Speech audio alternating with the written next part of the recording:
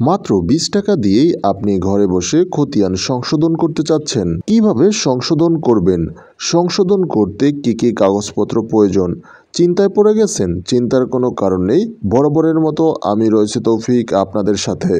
হ্যাঁ প্রিয় দর্শক, আপনি নামজারি বা মিউটেশন করতে গিয়ে আপনার খতিয়ানে কোথাও না কোথাও ভুল হয়ে গেছে।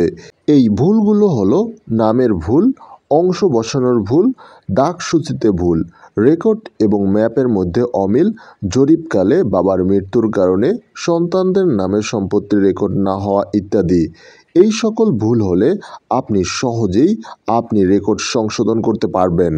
এজন্য আপনাকে যে সকল কাগজপত্র সংগ্রহ করতে হবে: সর্বশেষ নামজারি, বিএস অথবা আরএস খতিয়ানের সত্যায়িত ফটোকপি বা সার্টিফাইড কপি, সংশ্লিষ্ট মৌজার এসএ বা বিএস মৌজা ম্যাপ, ওয়ারিশ সনদপত্র যদি প্রযোজ্য হয়, মূল দলিলের ফটোকপি বা সার্টিফাইড কপি, সর্বশেষ জরিপের ভায়া দলিল থাকলে অবশ্যই তা সংযুক্ত করতে হবে, ভূমি উন্নয়ন কর পরিষদের দাখিলাপত্র, আদালতের রায়, আদেশ বা ডিগ্রির সার্টিফাইড কপি প্রযোজ্য ক্ষেত্রে, বিএস জরিপের মাঠ পর্চা থাকলে অবশ্যই ডিপি খতিয়ান সংযুক্ত করতে হবে।